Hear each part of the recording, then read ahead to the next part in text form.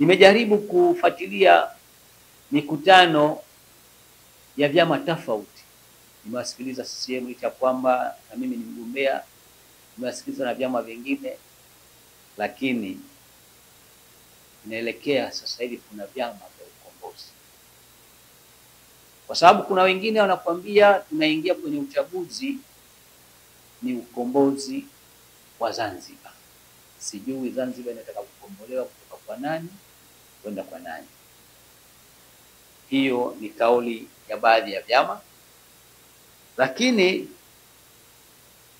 tunaingia kwenye uchaguzi tukiwa na utaratibu unaoeleweka kwa mujibu wa sheria zetu.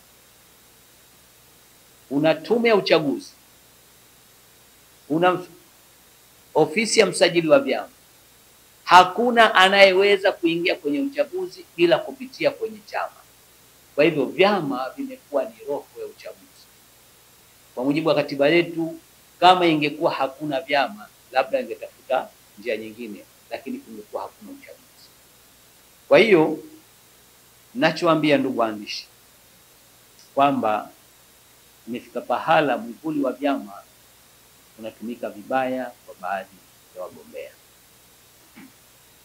Miongoni mwa kauli ambazo kuwa zinatutisha hasa hapa kwetu Zanzibar ni kauli za kusema kwamba serikali inayoingia madarakani au iliyoingia madarakani iliingia kwa wizi. Kwa hivyo baada ya kuingia kwa wizi wakachaguliwa viongozi wasaidizi waliokuwa ni wezi. Kwa hivyo sisi hatutokubali tukaibiwa tena. Hizi ni kauli za chama cha ACT Wazalendo na mgombea wao. Katika mambo ambayo kuwa tumekatazwa na maadili wakati tunasaini maadili ya Tume ya Uchaguzi Zanzibar na Tume Huru ya Taifa ya Uchaguzi ni kuepusha maneno yaliyokuwa si shirikishi kwa ajili ya umoja wetu. Lakini leo nikianzia na Zanzibar. Zanzibar, mgombea wa ACT amekuwa na uhuru wa kusema analolitaka hata kama ni kinyume na sheria. Lakini jambo la kusikitisha kwamba vyombo vya dola, msajili wa vyama, lakini hata tume wenyewe ya uchaguzi Zanzibar inashindwa kukemea maneno haya. Kwa mfano, sote tunajua kura ya mapema imepitishwa kwa mujibu wa sheria. Mabadiliko yaliyofanywa ikawa sheria. Na huyu mgombea ni mbobezi wa sheria. Kwanza alipita akawaambia wafuasi wake kwamba watahakikisha kura ya mapema haitokuwepo, wakati sheria iko wazi. Matokeo yake sijui yeye na Tundu Lissu nani ambaye, kwa sababu Tundu Lissu alisema kama hakuna mabadiliko hakuna uchaguzi, wakati anajua sheria ipo wazi juu ya uchaguzi. Matokeo yake akawa anawaambia wenzake tutazuia uchaguzi, lakini kuzuia uchaguzi ni uhaini, na ikiwa ni uhaini watatushughulikia. Kauli hizo ziko kwenye mitandao, maneno yaliyozungumza Tundu Lissu na chama chake, na chama chake kikataa kabisa kusaini maadili na ikawa hawamo ndani ya uchaguzi. Lakini yanayotokea kwao yanajulikana.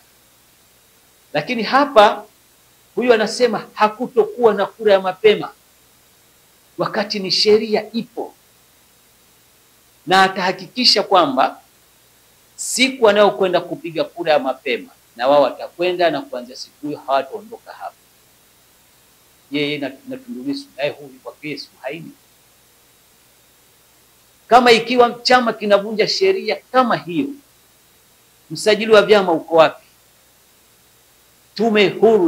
Tume ya Taifa ya Uchaguzi bado mnamlea mtu huyu. au mnangojea ushahidi kamili wa haya ambayo kwa anayapanga? Na wanasema kwamba wao na wenzetu wa Tanganyika, licha ya kwamba Tanzania kuna makabila karibu 120, lakini waliitumia fursa hiyo kuhakikisha tunakuwa kama kabila moja wa Tanzania, na hasa pale tulipounganisha Tanganyika na Zanzibar. Kwa hiyo haya mambo ambayo kuwa leo tunaingia kwenye uchaguzi tukiwa na furaha, lakini tukiwa Watanzania ni wamoja, sio kwamba yamekuja tu kirahisi. Yalijengwa kwa misingi imara ya waasisi wetu marehemu Abeid Amani Karume na marehemu Mwalimu Nyerere. Sasa kutokana na mazingira tunayokwenda nayo, kuna hatari ya umoja huu ukasambaratika. Licha ya kwamba Zanzibar tulikaa zaidi ya miaka 20 na kitu hatufanyi uchaguzi, lakini umoja wetu ulikuwa ni mzuri. Lakini leo tumerudi katika mfumo wa vyama vingi, tumeona